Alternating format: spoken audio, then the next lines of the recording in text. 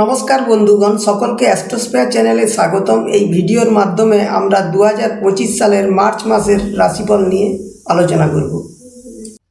প্রথমে যে রাশিটি হলো সেটি হলো মেষ রাশি। মেষ রাশির জাতক জাতিকার শরীর স্বাস্থ্য মোটামুটি ভালো থাকবে, টেনশন থাকবে, রাগ জেদ থাকবে। বিদ্যার্থীদের ক্ষেত্রে বিদ্যাস্থানে মোটামুটি শুভ। সন্তান সম্বন্ধে মিশ্র ফল লাভ হবে। চাকরি এবং ব্যবসার ক্ষেত্রে মিশ্র ফল। ভ্রমণ হওয়ার যোগ আছে। ধনস্থান শুভ। মাসের মাঝামাঝি সময় থেকে পেটের সমস্যা ও চোখের সমস্যা আসতে পারে। খরচ বৃদ্ধি হওয়ার সম্ভাবনা আছে। আটকে থাকা কাজ ঠিকমতো সম্পন্ন হবে। এরপর যে রাশিটি আছে সেটি হলো বৃষ রাশি। বৃষ রাশির জাতক জাতিকার শরীর স্বাস্থ্য সম্বন্ধে শুভ ফল। বিদ্যার্থীদের ক্ষেত্রে বিদ্যাস্থানে মোটামুটি শুভ।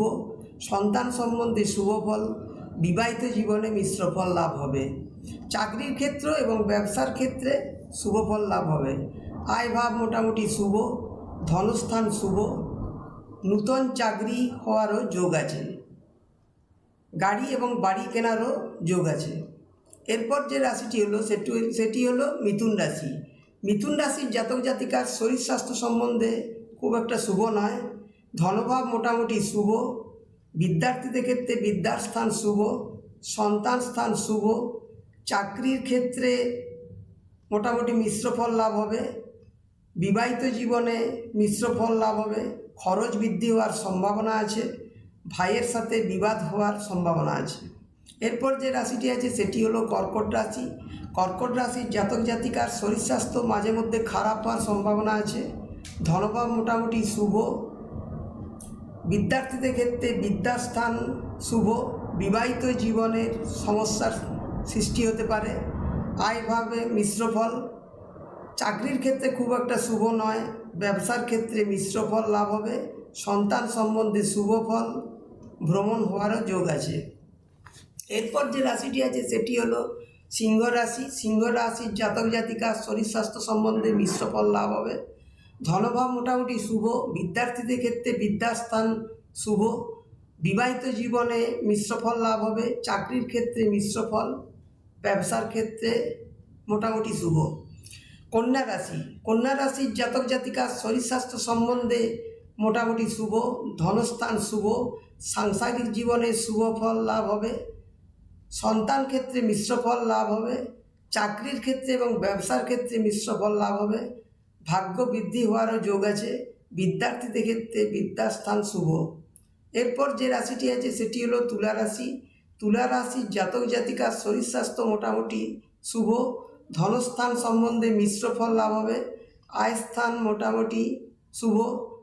সন্তান সম্বন্ধে শুভ ফল লাভ হবে। বিদ্যার্থীদের ক্ষেত্রে বিদ্যাস্থান শুভ। চাকরির ক্ষেত্রে মিশ্র ফল লাভ হবে। ব্যবসায়ীদের ক্ষেত্রে শুভ ফল। বিবাহিত জীবনের সমস্যা সৃষ্টি হতে পারে। এরপর যে রাশিটি আছে সেটি হলো বৃশ্চিক রাশি।